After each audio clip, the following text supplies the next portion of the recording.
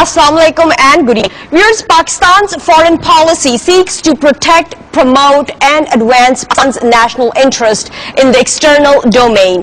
Quaid-e-Azam Muhammad Ali Jinnah, the of Pakistan and its first Governor General, in a broadcast talk to the people of the day in February 1948, outlined the following goals of Pakistan's foreign policy.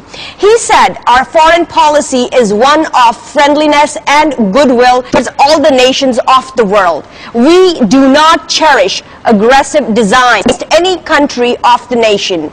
We believe in the principle of honesty and fair play in national and international dealings and are prepared to make our utmost contribution to the promotion of peace and prosperity among the nations of the world. Pakistan will never be found lacking in extending its material and moral support to the oppressed and suppressed peoples of the world." Here the question is that are we following the same directions which Quaid-e-Azam asked us to? Are we seriously dealing with the complications we are facing internationally today? Do we have a competent person to represent Pakistan and its consent? I don't think so. In fact, we do not have a foreign minister. How can we claim to follow guiding principles laid out by our fathers?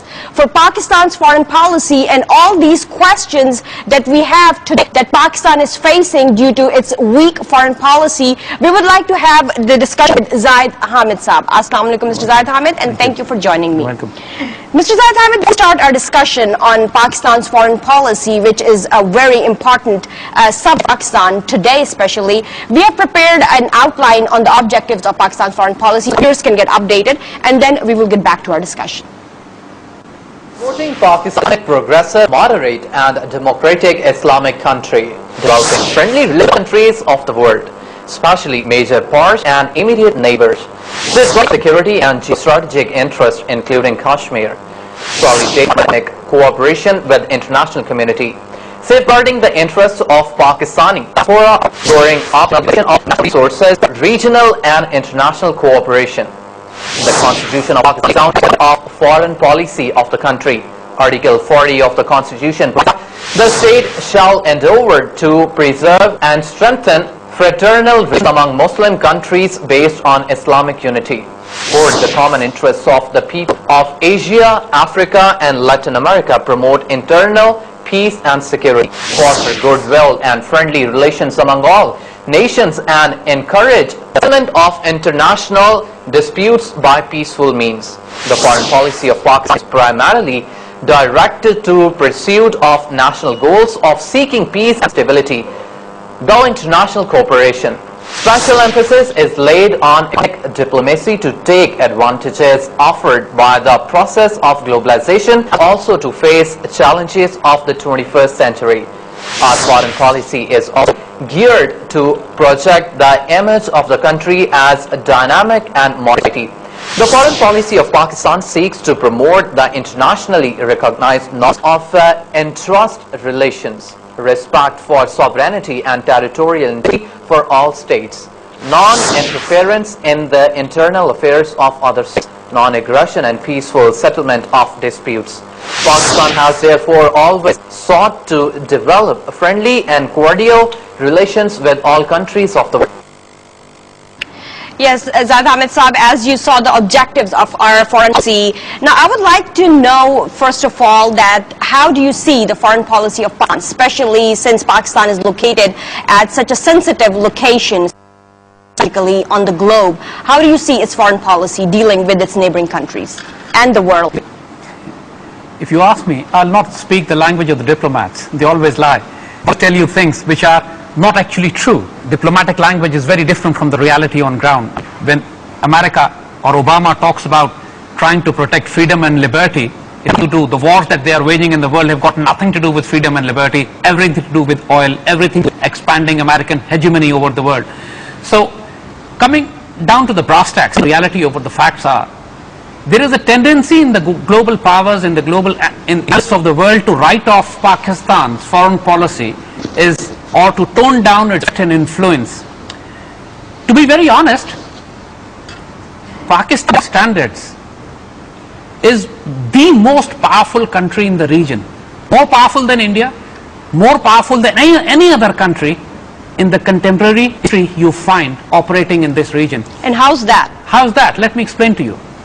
Whatever world you see today in the Indian subcontinent, or in the Central Asia, or in the East or the Greater Middle East, or even in the Eastern Europe, you will find very imprint of Pakistan's foreign policy embedded into them. Let me give you the example.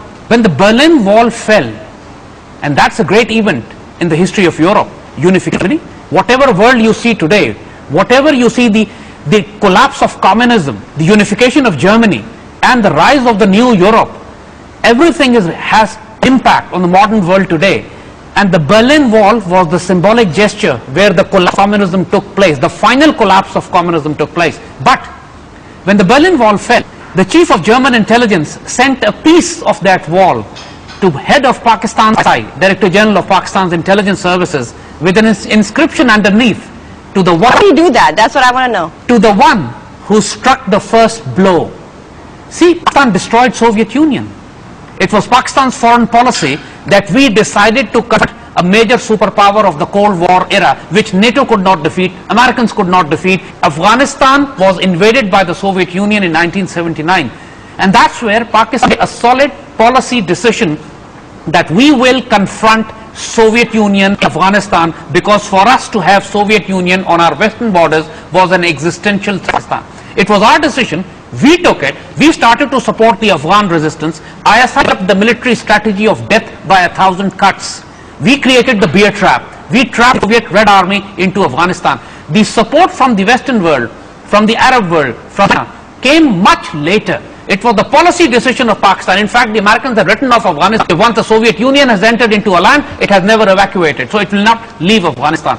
I'm saying Pakistan is the country which has, because Soviet Union, Pakistan was created in 1947, Indians had been allied with the Soviets. Pakistan had allied itself with China and with the Western, particularly the Americans. And Soviets have always been very, very hostile to Pakistan. In 1971, Soviet Union joined hands with India to dismember the eastern wing of Pakistan. Pakistan was dismembered not by India alone, but by India and Soviet Union together. A common defense alliance between Soviet Union and India, which. So you think it was kind of our foreign policy failure that led to the separation, PC with the help of Russia? I'm going to come to that. You see, the point that I'm trying to make is that Pakistan actually is a country which opened up centuries of the world. The maps were changed. The politics have been changed. Pakistan is the country which dismembered Union. Pakistan is the country which destroyed, which struck the first blow as the chief of German intelligence on the Berlin Wall that had collapsed, and now you see a new world. Similarly, it is Pakistan which gave the jump start to China to become the industrial giant that they are today.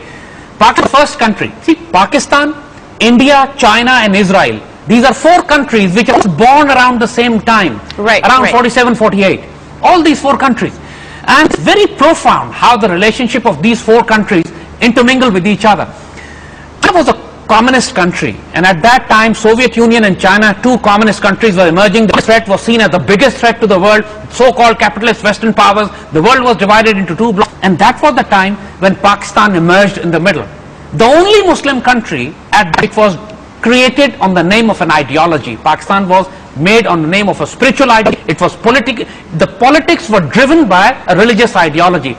The other country created at that time, driven by religious ideology, was State of Israel, and the third country, State of India, which was driven by Hindu ideology.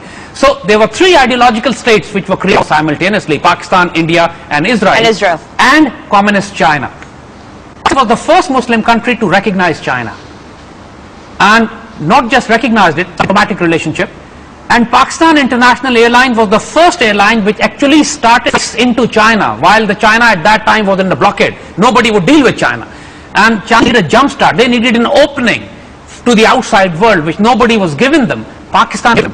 And that is why in 72, when Americans wanted to deal with China, American Pakistan's help, Henry Kissinger went on a secret visit to China through Pakistan. World didn't know about it. The announcement was that Henry Kissinger is visiting Pakistan. In reality, he was whisked to China, had a meeting with Mao Zedong, and he was brought back here.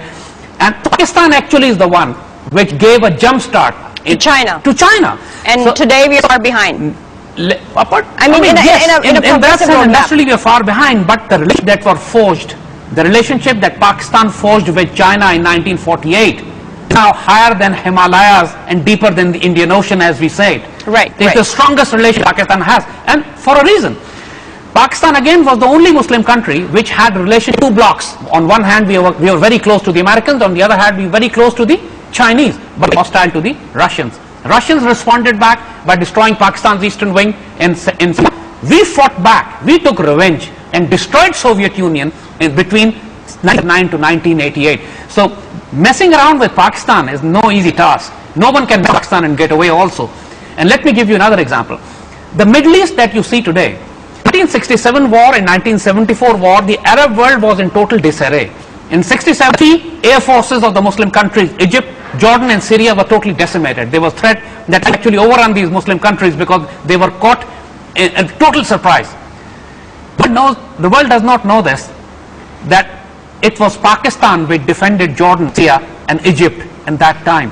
Pakistan Air Force is the only air force in the world which have shot down Indian aircraft in air-to-air combat, Soviet aircraft in air-to-air, Israeli aircraft in air-to-air combat. That's some score. No air force in the world. Pakistan, of course, Pakistani Air Force, flying in the uniforms of Arab air forces, but that's F, flying in Jordan, flying in Syria, flying in Iraq, flying in Egypt. We have those Arab lands, and we have shot down Israeli aircraft in air-to-air combat. And Pakistani army has been deployed in the Middle Eastern countries.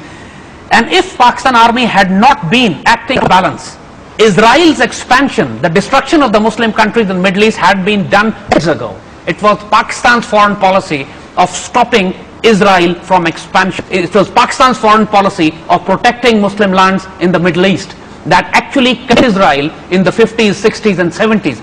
And that's why you find that David Ben-Gurion, the founding fathers of Israel, when Pakistan was created as well at the same time, he actually warned the Israelis that we are not afraid of Arabs, but we should be afraid of the friends of Arabs, particularly Pakistan, because that is one nation which has the potential of harming Israel.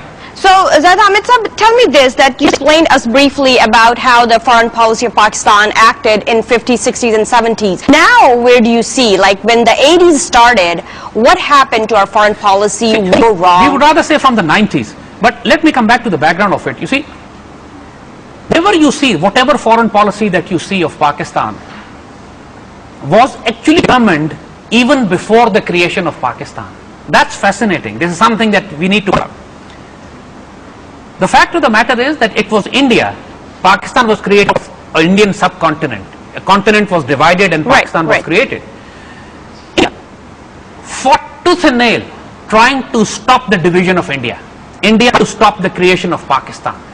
And when Pakistan was being created, a greatest migration of humans, probably never in human history such a massive migration of Muslims ever took place, or humans took place, when almost 12 million started to migrate from India towards Pakistan when the partition took place in 1947. And equally staggering is the fact that the greatest slaughter also took place during this time, when all of them, nearly 5 to 6 million Muslims, were slaughtered on the way from India to Pakistan, butchered by the Hindu radicals, by the Hindus, the present day India.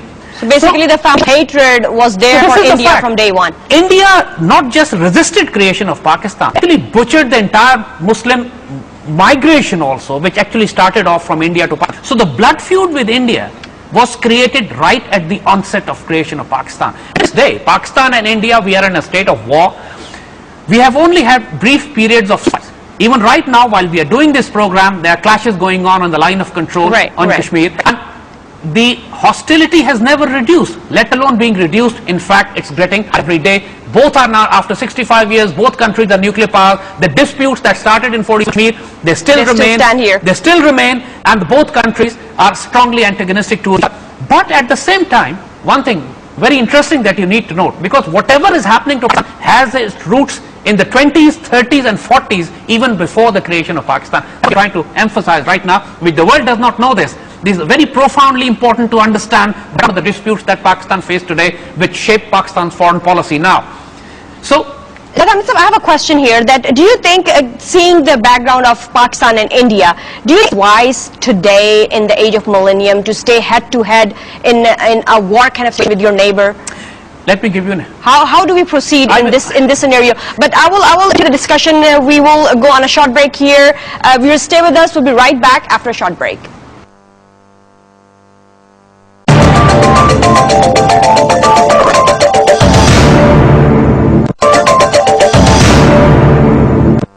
Welcome back. We're talking today on Pakistan's foreign policy. Do we have a soft policy? And if we don't, then how we can formulate a foreign policy by which we can improve Pakistan internationally? We are talking on the drawbacks of foreign policy and a background of policy of Pakistan. But before we get back to our discussion, Zaid Hamid, we need to know, we would like to see what Azam has to say about the relations of Pakistan with India and America and Canada. What he tried to give us in his statements, let's have a look at, and then we will get back to our discussion.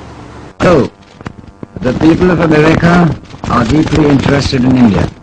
I send you my cordial greetings on behalf of the Muslim India, and I feel your good wishes. As you know, of the many races and religions that inhabit the vast land of India, 100 millions of Muslims categorized the minority. There are 70 millions in western and northeastern zones of India. We cut a majority of 70% against the caste Hindus in these homelands of ours. We want the division of India into Hindustan and Pakistan because that is the only practical solution which for freedom for both Hindus and Muslims and the achievement of stable and enduring governments of Hindustan and Pakistan, which I am confident will settle down as friends and neighbors like Canada states and other sovereign states, both in North and South America. As you can hear, Quaid-e-Azam telling us that 100 millions of Muslims be declared as a minority, and he stated very clearly about our relations with the other countries. So, Zaid Hamid, before going to break, we did work out on the relations with India, and know that what is this love and hate relationship with India and Pakistan. But what is the problem of Pakistan and Israel?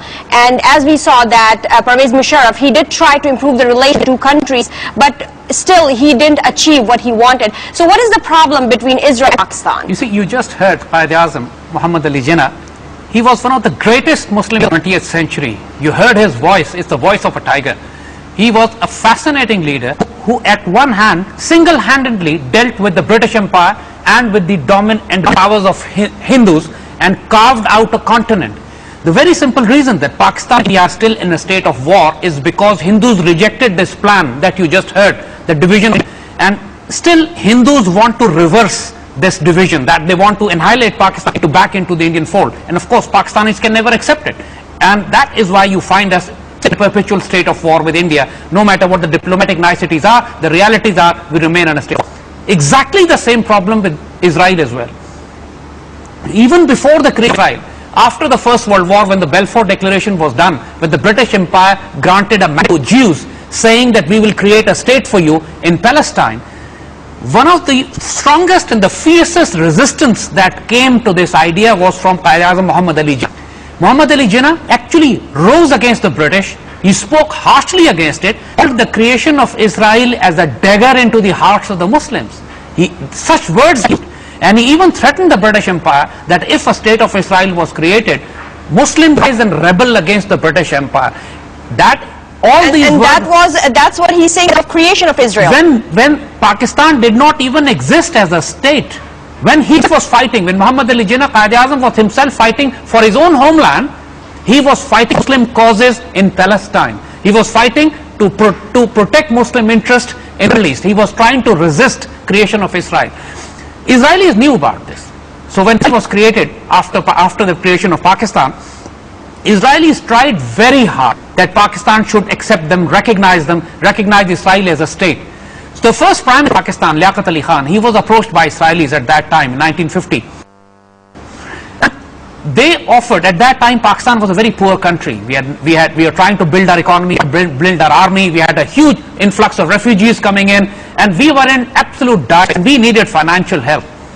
Israelis offered Pakistan that we will give you everything. We'll give you money, we'll give you resources, we'll give you weapons, just recognize Israel.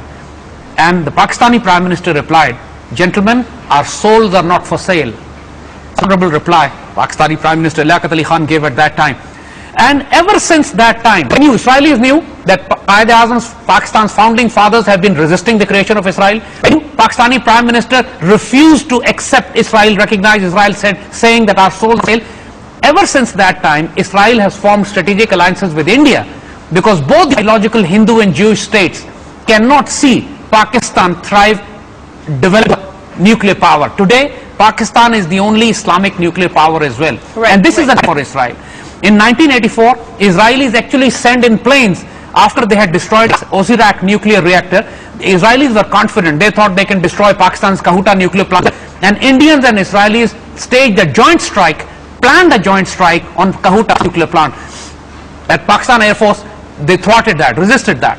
So these things that ever since Pakistan has been created, the blood feud between Pakistan and India, blood feud between Israel is already there. And as we are saying, all these events are embedded even into the events that took place before the creation of Pakistan. Giving you another example, Turkey is Pakistan's closest brother. Actually, Kurdish, Turkish. Right. And there's a Turkish narrative which says that Pakistan and Turkey are iki devlet. Yani we are two countries but one nation. And there's so much spiritual bonding between Pakistan and Turkey. And again, the events of why is an affectionate relationship between why is that so? It is again built into the events that took place almost 100 years ago. After the First World War, the Ottoman Empire was in crisis, Turkish nation was in crisis, Turkey was not even created state, but Turkish people were in crisis, and Muslims of India, leadership of the poet philosopher Dr. Muhammad Iqbal, I mean he said, recited, Muslims of India, the whole continent cried for the Turkish Muslims. Women gave their bangles, men sold their houses and properties and collected funds and resources, and everything was sent to Turkey. The Turkish brothers at that time who were in a crisis during the First World War and after the First World War. Turks still respect that. Honorable nation as they are, the relationship between Pakistan and Turkey was actually built 100 years ago, even before the creation of Turkish and Pakistani nation today. So what we are saying to you is that Pakistan, the vision of our founding fathers, was of a pan-Islamic nation. Quaid-e-Azam Muhammad Ali Jinnah and Iqbal, the visionary thinker, philosopher, the ideologue of Pakistan, they both wanted to see an Islamic vision where Pakistan would play a central role. And we have played that central role. Now, before we move on to the other countries, Israel and India, we have established that at the time of Pakistan, at the time of coming into being of Pakistan, the hatred foundation was there for the countries towards India and Israel. So tell me, this is our foreign policy addressing both these countries in the right direction right now? You see, the fact of the matter is Pakistan always wanted to coexist with India. Our founding, you've just heard, the Quaid-e-Azam wanted Pakistan and India to live like Canada and North America. But the fact of the matter is, neither the North Americans or the Canadians are trying to take over each other. Indians are trying to take over Pakistan. It's the Israelis who want to destroy Pakistan. The fact of the matter is that both these countries, Indian and Israelis, can never accept Pakistan as an independent Islamic nuclear power and leading the Muslim bloc, because Pakistan has already done it. In 1980s, in the time while we were destroying the Soviet Union, Muslim world was in a crisis as well. There was Iran going on. There was a problem within the Arab League as well. Egypt had been thrown out from the Arab League and the OIC. Pakistan's President General Zaid Hamid played a central role in bringing the Muslim world together, in stopping the war, in uniting the Arabs together, bringing Iran and Egypt back into the OIC. And at that time, the Muslim world needed a spokesperson, somebody to represent the Muslim world in the United Nations. The entire Muslim world requested Pakistani President General Zaid Hamid to represent the world in the United Nations. At that time, Pakistan had emerged as the de facto Muslim world. Because Pakistan as a culture, the culture of Pakistan has all ingredient, our fabric consists of cultures from the Muslim civilizations, from Arabia, from Persia, from the Indian subcontinent. So Pakistan is a fascinating bridge between the Muslim. But no problem with any Muslim country, even though the Muslim countries have problem with each other. For example, Iran have problem, Iran and Arabs have problem, Turks and Arabs have problems. But wherever there is a crisis in the Muslim world, it's Pakistan who comes in. Hands out a hand to help them out. So how do we see America's relations with Pakistan? Since America's relations are very strongly embedded with as well, and at the same time with India as well. So now how do we stand in with America, and how do you see that? You can see from the fact that in Pakistan, India has always been a hated country. And now, paradoxically, United States have surpassed. US is the most hated country in Pakistan today. And this tells you the kind of relationship that Pakistan has with the United States now. And this is again embedded into history also. Americans have always using Pakistan for their strategic objectives. And whenever Pakistan was in crisis, Americans have Pakistan. After the 1965 war, when Pakistan had fought the Indians, Americans put sanctions on Pakistan. Pakistan had no option again but to go to Chinese for equipment and weapons. After the Soviet withdrawal in Afghanistan, Americans again slapped sanctions on Pakistan, while Pakistan assisted the Western world in destroying Soviet Union, rewarding Pakistan. They slapped sanctions on Pakistan in 1990, again creating a crisis for us. And also note, while we sided with the Americans in this war on terror in Afghanistan, so-called, Americans have used that advantage. Americans have used Pakistan's non-NATO status to wage a war on Pakistan. Today, Pakistan is facing an existential war on the verge of collapse. Terrorism, insurgencies, drone strikes, American blackwater operators are operating all over Pakistan. They have decimated Pakistan. And this is the gift that the Americans have given Pakistan for being a non-NATO, for giving passage to the Americans to fight in Afghanistan. So, and we also know that once Americans in Afghanistan, they are going to slap sanctions. What's been said is that, you know, as America is using Pakistan US aid, as a response of the passage given to the Afghanistan. True. You see, this is all fallacy. This is all fraud completely, because whatever the US aid or whatever quote fund they give us is peanuts compared to the losses and damages that Pakistan is receiving at the hands of it. They give us, for example, $10 billion worth of aid in the last 10 years, but they have done damages worth $100 billion to our infrastructure, to life and property, to the armed forces, to the aircraft that we have lost, to the attacks on our militaries. Then why is Pakistan letting them do this? See, every plane crash of General Zia, again, plane crash of General Zia were orchestrated by the Indians together. And this is also acknowledged by John Gunter Dean, the American in India at that time, who acknowledged this fact, that Pakistan's president was killed because Pakistan was rapidly developing nuclear weapons. And that is why Israelis decided to kill the man who was responsible for that. So, after General Zia's plane crash in 1988, it was just a single plane crash. It was also the plane crash of Pakistan's foreign policy. Ever since the last 25 years, our foreign policy is in chaos. So what about General Pervez Musharraf? Did he address the foreign policy? Then came the People's Party regime, then PMLN regime. It is Pervez Musharraf's foreign policy whose fallout that you are seeing in Pakistan today. Zardari government followed the foreign policy of Pervez Musharraf, did not bring about any change whatsoever, and now she is doing the same. What was the foreign policy of Musharraf, Zardari and Nawaz Sharif present? Was to allow limited access to the Americans into Afghanistan, give them free passage through Pakistan both ways, give them free air to bring about their supplies through our air. Don't charge them any taxes, don't offer them any resistance. Let the Americans create insurgent and terrorist groups in Pakistan. Let the Blackwater spread their tentacles and CIA spread their tentacles in Pakistan and create insurgent terrorist groups. As a result, bring about a collapse of Pakistan, which they are doing in Egypt and Libya. And this is what our foreign policy have allowed them to do. This is what, for the last particularly, Pakistan's foreign policy does not exist. We are only obeying what the Americans are telling us.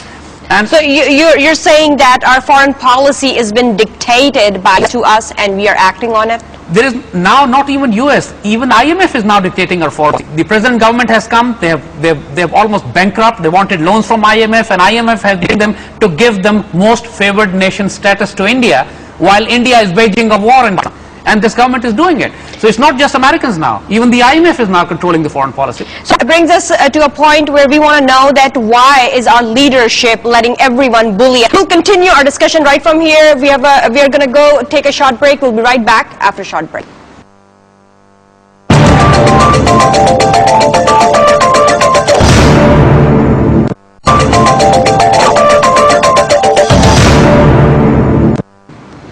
Welcome back, viewers. On the foreign policy of Pakistan today, what are the drawbacks in the Pakistan's foreign policy? How can we fight them? What should be the principles and a framework of a foreign policy of Pakistan in the current situation that we are facing these days? Zaid Hamid, before going to the break, we were talking how the previous regimes like Pervez Musharraf, Zardari and Nawaz Sharif regimes have created foreign policy which seems like a dictation from US or IMF or whoever can come and do, and then we are obeying them. So how can we change these things? How can we rectify problems in our foreign policy? Why can't we stand up and tell them that this is what we need them to do? You see, we've been saying that the democracy that has been brought in Pakistan in the last 6 years is very categorically CIA-sponsored democracy. It was brought about, a collapse onto Pakistan. It was not brought about, this democracy was not brought in to resistance to the US foreign policy. So naturally, we expect the Zardari government was the most corrupt in Pakistan, so it did not resist, and Nawaz Sharif government is the most incompetent and most insecure. They have just come the 3 days to their arrival and almost and we don't have an independent foreign minister. We don't have a defense minister, we don't have a foreign minister, and we don't have an anti-terrorism policy, we don't have policy, we don't have a vision where Pakistan, where do they want to take Pakistan? What's the fear of Nawaz for not having an independent foreign minister? If we consider the foreign policy, then he has an independent foreign minister. He doesn't have a team. He does not have anybody competent enough. What about the advisor to Prime Minister on the foreign affairs, Sartaj Aziz? How do you see him? All people are tested in the past as well. They are below average mediocres. None of them is a brilliant visionary or a think-theologue or a hunter-killer who can protect Pakistan's interest in this cutthroat conflict, in a war where Pakistan is actually being dismembered like Syria. We are facing an existential war. Right now, for example, look at Syria. Syria was only able to prevent external attack by allying itself with Russia and Iran, who acted as us. And China. And China. Pakistan have such a strong relationship with China, Iran, with Turkey, with Saudi Arabia, but still Pakistan does not have a defense alliance. Pakistan still does not have an international diplomatic guarantee that if Pakistan is attacked, foreign powers move back and defend Pakistan. They will stand by Pakistan. We don't see any of the powers. There are unwritten laws. There are understanding with China, yes. But in the international diplomatic level, certain strongs have to be sent openly, not covertly, overtly. World has to be told their defense, like from 1971, when India dismembered Pakistan, they openly declared a defense alliance between Russia, Soviet Union and India, that any country which is under attack would be considered attack on the. And if India is attacked, that checkmated China. Because China then could not intervene to affect, then the threat from Soviet Union existed. Pakistan right now is being dismembered in the same way as Iraq, Libya and Syria was being attacked and dismembered. Pakistan is under attack. We are in a state of war. We needed a foreign policy which is able to protect and Pakistan's interest in chaotic times. Indians. So how can we protect Pakistan through a foreign policy? What else included in the foreign policy? We said, for example, I give you the example that on one hand, Pakistan need to face up to the Americans because Americans still need Pakistan. We have potential, we have the will, we have the means to do with the Americans what we did to the Soviets. Americans are still in. They've got $80 billion worth of hardware there, which they need to take out, and they can only take out through. That's where the leverage is. Pakistan's geography is our strongest strength. If we allow the Americans to put all that hardware out, which they want to take, and distribute whatever they don't want to take within Pakistan to the insurgent terrorist groups, then it's bye-bye Pakistan, then it's over for us.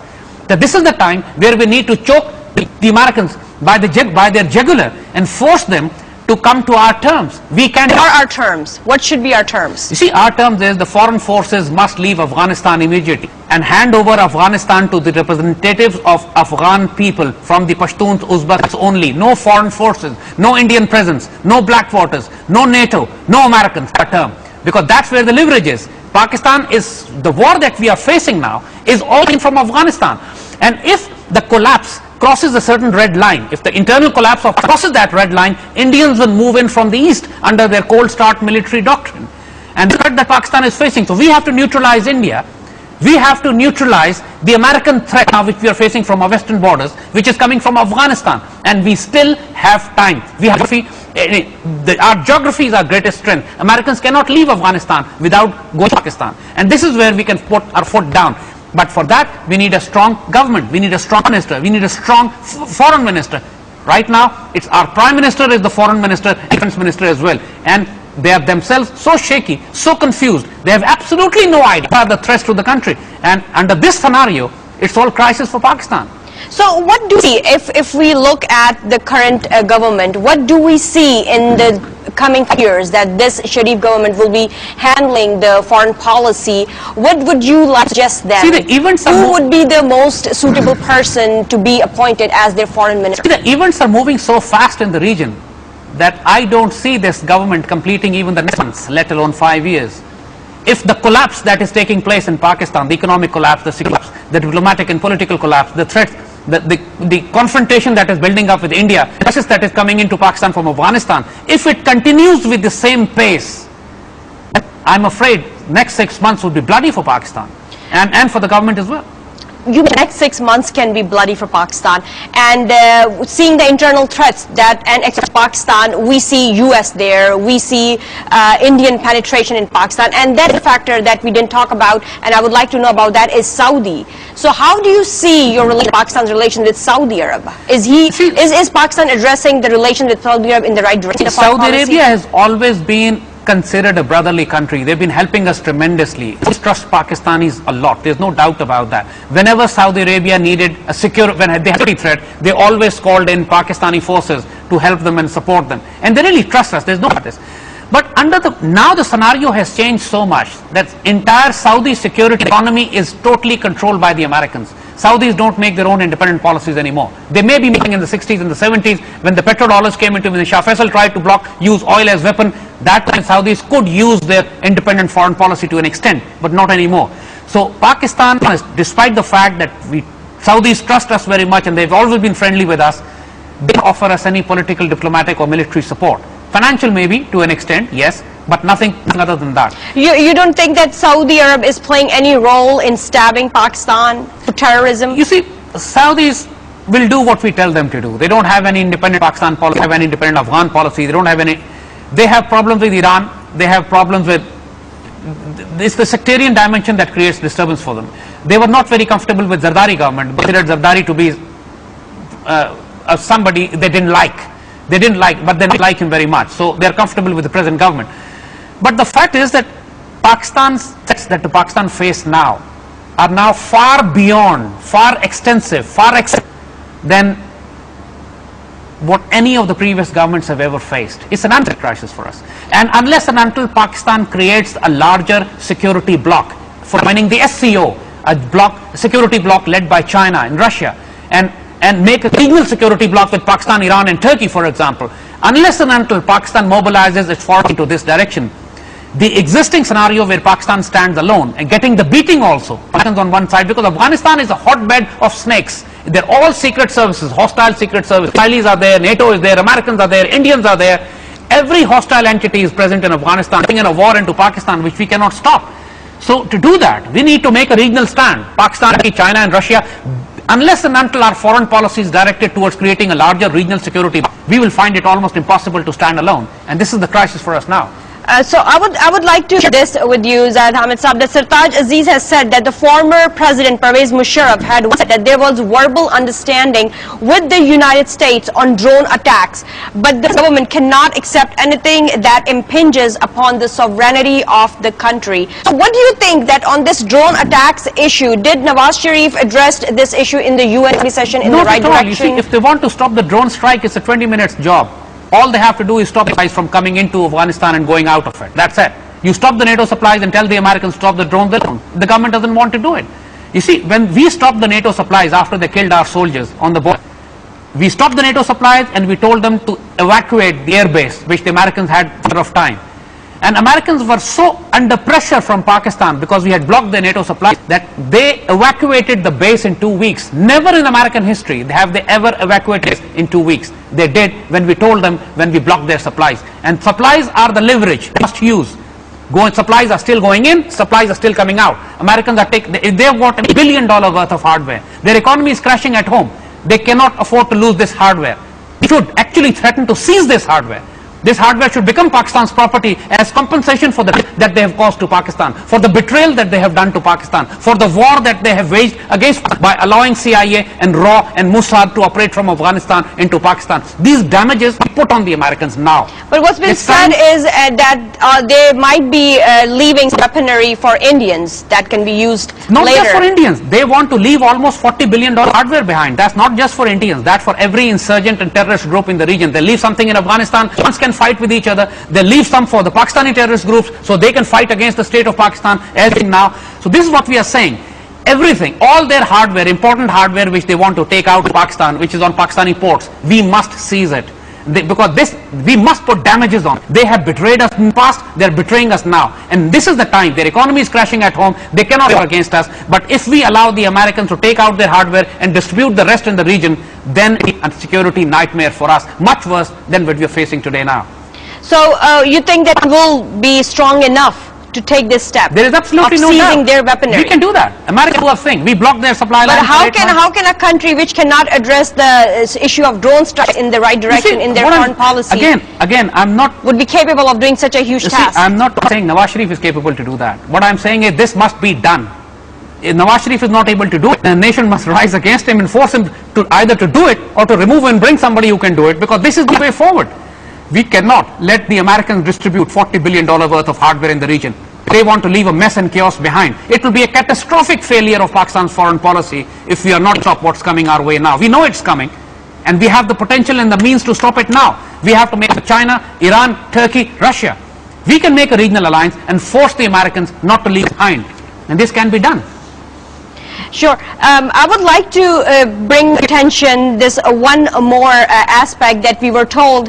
Our Qaeda stated that the state shall endeavor to preserve and strengthen fraternal relations among Muslims based on Islamic unity, support the common interest of the people of Asia, Africa and America, promote international peace and security. So he gave us all the dimensions, all the countries of the world. Global and pan-Islamic. And it was a global vision. How far are we vision that was given to us by our leader, Qaid Azam? We have had, ever since the death of Qaid Azam and then the first Liaqat Ali Khan, who had refused to sell his soul to the Israelis, the honorable men died much earlier. And then Pakistan went through chaotic periods. This last 6 decades have almost been chaotic politically. Sometimes the democratic governments, sometimes the military governments. But still, despite all this chaos, we were able to achieve impossible results. We were able to achieve fascinating results. Something world would never expect us to do. We destroyed the Soviet Union. We reshaped the world. We defended and protected Middle East. We countered Israel and counterbalanced India in the subcontinent region. If India has not expanded into Sri Lanka countries, it's because they're being countered by Pakistan. And we helped China to a power which they are today. So our imprint, our footprint on the global point is still intense. But still we could be the greatest nation in this region, leading the Muslim, which was the vision of our founding fathers. Before we end our show, we have just a couple of minutes. Zaid Hamid Sahab, I would like to know that a recent development that we have seen in this UN General Assembly session, that the US has shown a soft corner towards Iran, and that happened after 34 years. The leaders, they got to talk to each other. But Israel doesn't look like very happy on this reflection of the better relations between the two countries. So what do you see in the future that if Iran relations, they get improved, what benefits would Pakistan get it, and how would Israel take this to US and Iran? Remember one thing, America does not have a foreign policy either. It's controlled by the Zionist Jewish state of Israel. So basically building relationship with Iran and Israel, getting angry is a good or bad cop thing, that's all. Americans do not have a policy. Whatever they are doing in the East, they're doing right now in Muslim states is being done to protect state of Israel. The economy is themselves. And we are seeing right now as we are doing this program, the whole American government is going into a shutdown because they don't have salaries to pay to their troops. Their economy is totally collapsing now. And it's all because Obama has created a mess there. So whatever is happening in the greater Middle East is to protect interests. And why they want to build relationships with Israel is because they want to ignite sectarian wars between the Muslim world, with Iran. See, developing with Iran or protecting Iran, they are doing it for their own interest to an extent because they are sectarian wars within the Muslim world. And Iran represents the Shia sect and Saudi represents the Sunni sect, and both of them are almost at war with each other at various locations in the world. And this thing that Americans and Israelis want to promote even in Pakistan. Zaid Sahab, last question. What should be the most priority in the foreign policy of Pakistan? form strategic collective security blocks in the region. Pakistan must make security alliances and blocks with China, Russia, and Turkey, particularly because this is the regional countries. If we are able to form a joint defense strategy, common security arrangement, then Pakistan would be able to hold on independently against a combined Indian-American NATO threat. Right now, our biggest threat is from the entire NATO, Americans, Israelis behind them, and Indians on the east. We are totally encircled. But we have allies, friends in the region, but our diplomacy, our foreign policy is so weak under the present political leadership that we can take advantage of the strength that we have. In the past, we were the leaders of the Muslim world. We have excellent relationship. Destroyed Soviet Union in the past. We can destroy the Americans in Afghanistan, but somebody with courage has to be. Right now, we don't see that. Thank you very much, Zaid Hamid, for joining us. Viewers, as you saw that we have the foreign policy of Pakistan, the drawbacks of the foreign policy of Pakistan, and the strengths that we, in the history, what foreign policy of Pakistan held, and the way we stood up against the national world, international world. What is needed today for Pakistan is to make grand alliance that if any internal or external hardships Pakistan has to face, these alliances stand by Pakistan. That's it for tonight. We will be seeing you again next Sunday with more. Until then, Allah Hafiz and good night.